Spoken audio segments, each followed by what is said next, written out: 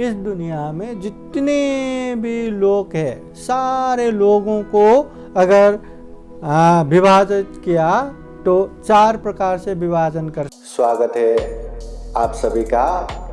आप लोग देख रहे हैं बुद्धास टीचिंग चैनल और हम यहाँ महाकारुणिक तथागत बुद्धा और उनके शिक्षाओं के विषय में चर्चा करते हैं।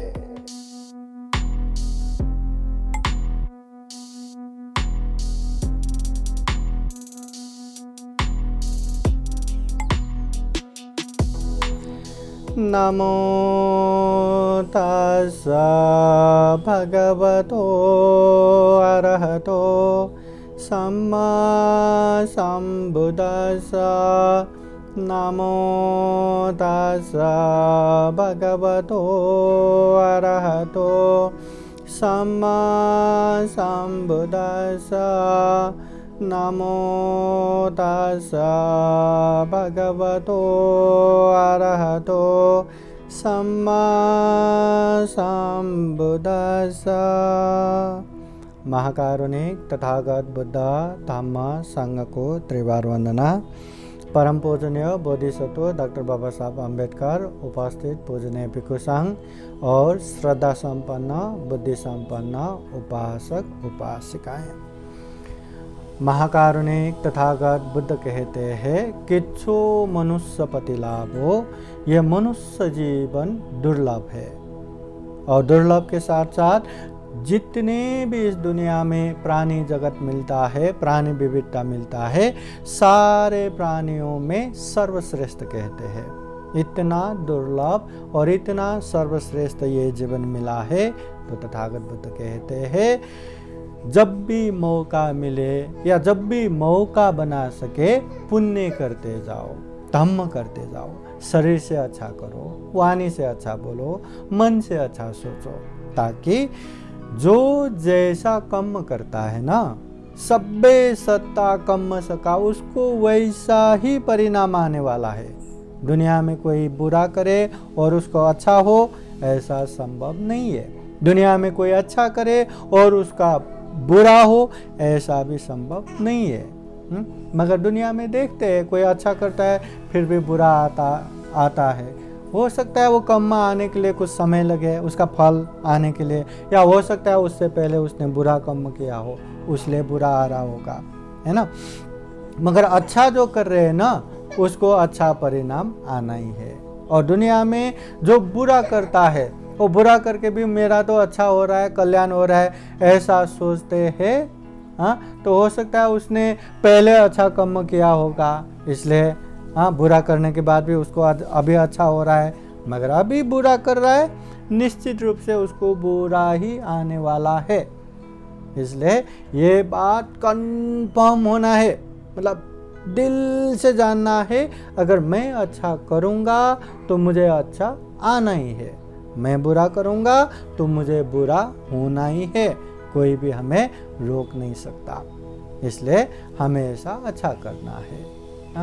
महाकारुणिक तथागत बुद्ध एक समय कहते हैं इस दुनिया में जितने भी लोग हैं, सारे लोगों को अगर विभाजित किया तो 4 प्रकार से विभाजन कर सकते हैं। जितने भी लोग हैं, पहला अंधेरे से उजाले के तरफ जाने वाला, दूसरा अंधेरे से अंधेरे के तरफ जाने वाला, तीसरा उजाले से उजाले के तरफ जाने वाला, चौथा उजाले से अंधेरे के तरफ जाने वाला। हाँ, सबसे पहले यहाँ अंधेरा क्या है, उजाला क्या है। अंधेरा बोले तो एकदम अंधकार रहता है ना, वैसा ही जो इंसान गलत कर करके, पाप कर करके दुर्गति होता है या गलत होता है, जीवन में अनेक दुख तकलीफ समस्याएं होते हैं, उसको अंधेरा। और जिसके जीवन में सुख है, शांति है, आनंद है, सब खुशहाली है, खाने पीने को, रहने को, सारे चीज़ परिपूर्ण है, उसको उजाला। तो दुनिया में जितने भी लोग हैं यही 4 तरह के लोगों में आता है। सबसे पहले अंधेरे से अंधेरे की तरफ। अब जो जीवन में दुखी है, अनाथ है, अकेले अकेले कहाँ रास्ते में बैठ के भीख मांग के खाते हैं, क्या दुख तकलीफों से भरा हुआ है, अंधेरे में है, वो अंधेरे से अंधेरे की तरफ ही दौड़ लगाता है। इसका मतलब वो फिर भी गलती करता है, अकुशली करता है, पापी पेट के लिए अनेक अनेक चोरी करता है, हिंसा करता है, व्यभिचार करता है, झूठ बोलता है, नशा सेवन करता है, कुछ भी करता है पर गलत करता है, अकुशल करता है। वो अच्छा नहीं करता, वो पुण्य नहीं करता। मतलब वो अंधेरे में है और अंधेरे से अंधेरे की तरफ ही जा रहे हैं। और कोई कोई रहता है अंधेरे से उजाले की तरफ जाना। मतलब जन्म होना अपने हाथ में नहीं है, कर्म के हिसाब से जन्म हुआ, पर जन्म होते समय उसका बहुत दुखी परिवार में जन्म हुआ, बहुत अभाव दुख तकलीफ से भरा हुआ है, पर उसने खूब मेहनत किया, खूब अभ्यास किया, खूब पढ़ा लिखा और भविष्य में जाके वो बहुत बड़ा बन गया, बहुत सुखी शांतमय बन गया, घर हो गया, बंगलो हो गया, सब हो गया। तो अंधेरे से उजाले की तरफ। जीवन के प्रारंभ में दुख था, तकलीफ था, मगर उसने खूब मेहनत किया, पुण्य किया, धम्म किया, अभी उसका जीवन सुखमय है, शांतमय है। ये दूसरा। तीसरा है उजाले से अंधेरे की तरफ जाने वाले। मतलब संपन्न है, खाने पीने को बहुत अच्छे घर परिवार में जन्म हुआ, खाने पीने को कोई तकलीफ नहीं, बहुत सुख समृद्धिपूर्ण है, मगर इसके बावजूद भी उसने कुछ भी मेहनत नहीं किया, कुछ परिश्रम नहीं किया, कुछ शिल्प विद्या नहीं सीखा, अध्ययन नहीं किया, अभ्यास नहीं किया, उसने अच्छा कर्म नहीं किया, पुण्य नहीं किया। इसकी वजह से उसका दुर्गति हुआ, पतन हुआ और जीवन में अनेक अनेक दुख तकलीफ आ पड़ा। उसको बोलते हैं उजाले से अंधेरे की तरफ। तथागत बुद्ध के समय में भी ऐसे एक महाजन पुत्र था जो रथ में सवार होके अनेक मतलब धनाढ्य परिवार के इकलौते बेटे, मगर इतना पैसा है तो इसको क्यों शिल्प विद्या चाहिए करके उसके माँ बाप ने भी ध्यान नहीं दिया, उसने भी ध्यान नहीं दिया। बड़े होते होते माँ बाप गुजर गए, उसके हाथ में पैसा आ गया, नशा करके दोस्तों में उड़ा के ऐसे धन खर्चा किया कि जीवन के मतलब जवानी पार होते होते उसको वही जगह पे भीख मांग के खाना पड़ा।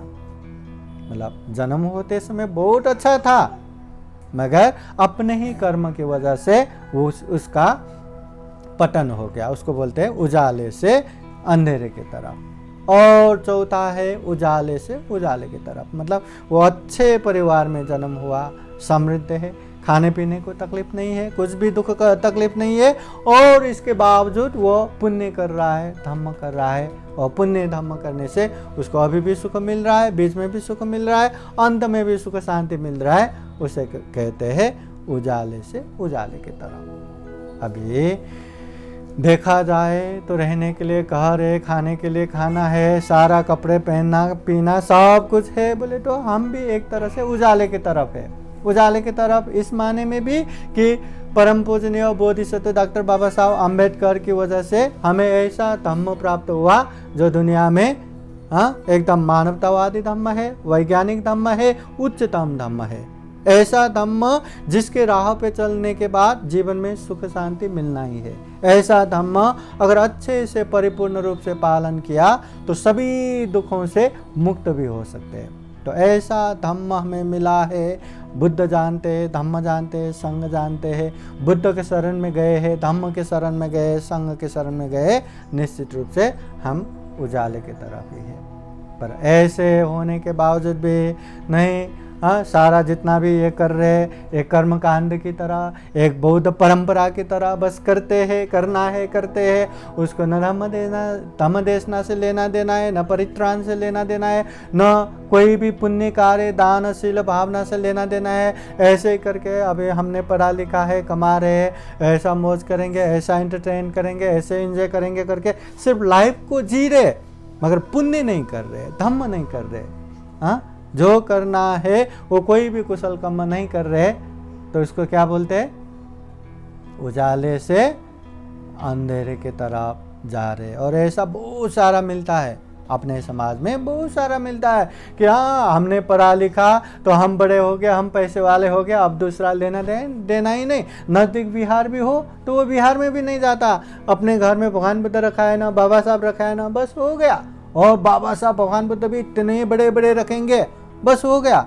न धम्म से लेने देना है, न उपदेश से लेना देना है, न आचरण से लेना देना है। दान देना है, शील पालन करना है, ध्यान भावना करना है, दूर दूर तक लेना ही नहीं। जो भी करना है सिर्फ करना है करके, मतलब परंपरा या ये कर्म कांड की तरह ही करते हैं, ऐसे लोग भी रहता है। इसलिए हमें ऐसा याद रखना, इतना दुर्लभ जीवन मिला है, इतना सर्वश्रेष्ठ जीवन मिला है, और बाबा साहब की वजह से इतना ये धम्म मिला है। ये धम्म को अच्छे से जानना है, समझना है और पालन करना है। ऐसा नहीं कि आपका कर्तव्य सामाजिक वो जो भी काम कर्तव्य वो करना ही नहीं, सब करना है। आप काम कर रहे करो, ड्यूटी कर रहे करो, जो भी पढ़ाई करना है पढ़ाना है सब करो, पर धम्म रहा ना, जो आप काम कर रहे वो काम भी अच्छा होगा, अच्छे से कर पाएंगे, खुद को भी सैटिस्फाई होगा,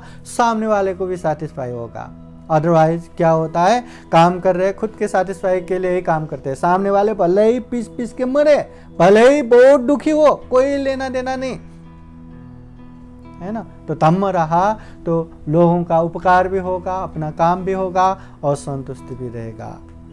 और धम्म रहा तो जीवन में अपने क्षमता से दान भी दे पाएंगे, मौका जैसा जैसा मिलता है अष्टशील उपोषण पालन भी कर पाएंगे, और हर दिन कैसे भी हो पंचशील पालन करता रहेगा। कभी भी हिंसा नहीं करेगा, चोरी नहीं करेगा, व्यभिचार नहीं करेगा, झूठ नहीं बोलेगा, नशा पता सेवन नहीं करेगा। ये हर दिन पांचशील पालन करते हैं, करने के बावजूद भी समय समय पर अष्टशील उपोषणशील भी पालन करता जाएगा। जब भी मौका मिले ध्यान भावना भी करता जाएगा। चंचल है मन, चंचल मन को एकाग्र करने के लिए ध्यान भावना, पर ये अशुद्ध है मन, अशुद्ध मन को परिशुद्ध करने के लिए भी ध्यान भावना चाहिए, तो उसके लिए भी ध्यान भावना करते जाएगा।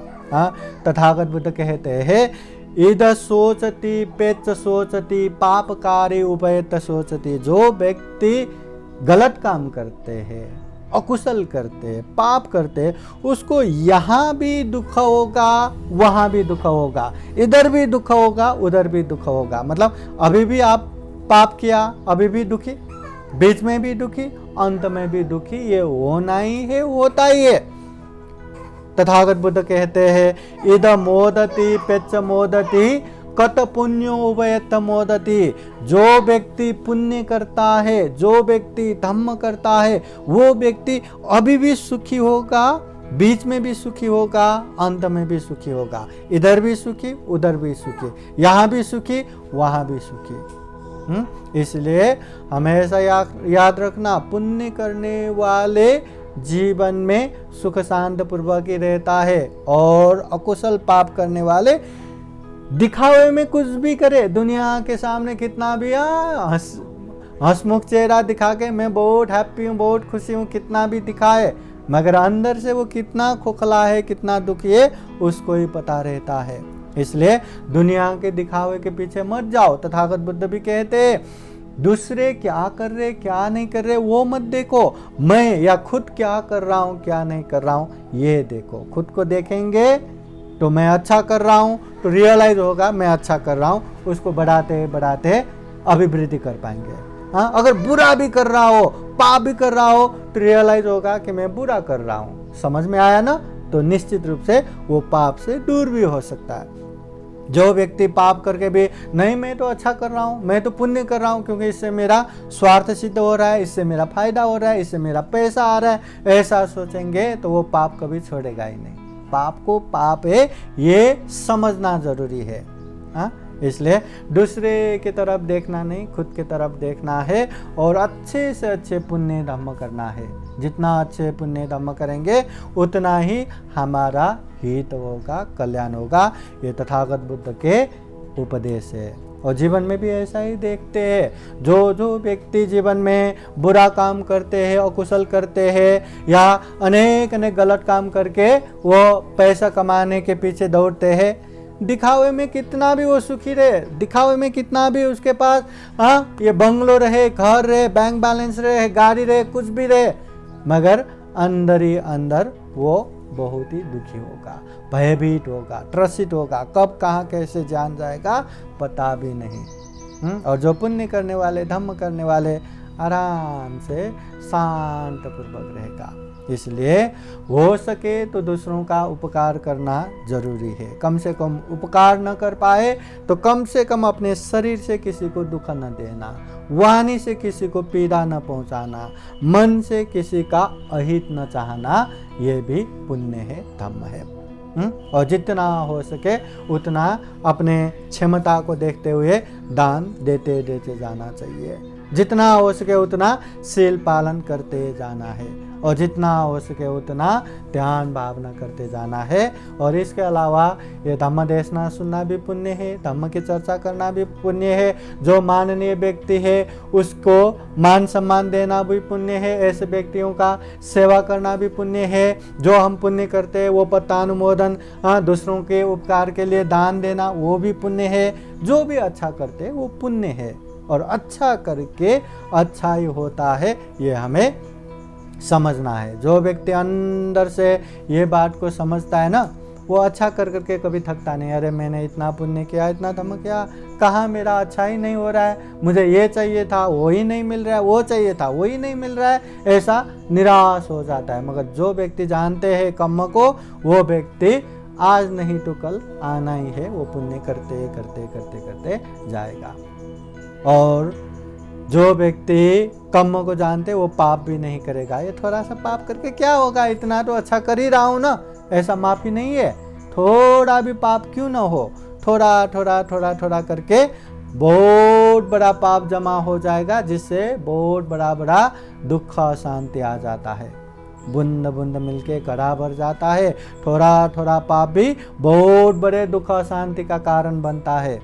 वैसे ही थोड़ा थोड़ा पुण्य करते भी जाएंगे तो बहुत बड़े सुख शांति का कारण बन जाता है। इसलिए जब भी समय मिले पुण्य करना है, जब भी समय को अनुकूल बना सके पुण्य करना है, और पुण्य करने का वातावरण हमें बनाते बनाते जाना है। चाहे कोई भी निमित्त पकड़ो, जन्मदिन का पकड़ो, अन्नप्राशन का पकड़ो, किसी का पुण्य स्मृति का पकड़ो, या कोई अच्छे हो रहा है इस का पकड़ो, या कोई बुरा हो रहा है उसका पकड़ो, मगर पुण्य करने का माहौल हमें बनाते जाना है। क्योंकि हमारा मन का स्वभाव है, पुण्य करना हमें अच्छा नहीं लगता, पुण्य करना हमारा आदत नहीं है, मगर हमें अनेक अनेक कारण उपलक्ष्य को लेके इतना पुण्य करना है, इतना पुण्य करना है, इतना पुण्य करना है कि मन को भी ये आदत बन जाए। एक बार आदत बन गया ना, चाहो न चाहो वो पुण्य होता रहेगा होता रहेगा। तो हम भी यही कामना करते हैं कि जीवन में खूब पुण्य कर सके, खूब धर्म कर सके। ये दुर्लभ, यह अमूल्य, यह सर्वश्रेष्ठ मनुष्य जीवन को सफल बना सके, सार्थक बना सके। फिर एक बार आज विशेषतः छोटे से उपासक सहर्ष का अन्नप्राशन भी है, उनको भी बुद्ध का आशीर्वाद, धम्म का आशीर्वाद, संघ का आशीर्वाद हमेशा हमेशा मिले। साथ ही साथ ये उनके माता पिता राहुल प्रिया प्रमुख, जो श्रद्धावान उपासक उपासिका, परिवार, ज्ञाति बंधु, सबके जीवन में बुद्ध का आशीर्वाद रहे, धम्म का आशीर्वाद रहे, संघ का आशीर्वाद रहे। जीवन में खूब सारा पुण्य धम्म करते हुए ये दुर्लभ, ये अमूल्य, ये सर्वश्रेष्ठ मनुष्य जीवन को सफल बना सके, सार्थक बना सके। अंत में जन्म जरा व्याधि मरण से मुक्त निर्वाण तक प्राप्त कर सके, ऐसी कामना करते हुए ये धम्म देशना यहीं समापन करते हैं। सबका मंगल हो, सबका कल्याण हो। भवतु सब्ब मंगलम्। साधु साधु साधु। बुद्धं नमामि, बुद्ध को नमन करता हूँ। धम्मं नमामि, धम्म को नमन करता हूँ। संघं नमामि, संघ को नमन करता हूँ।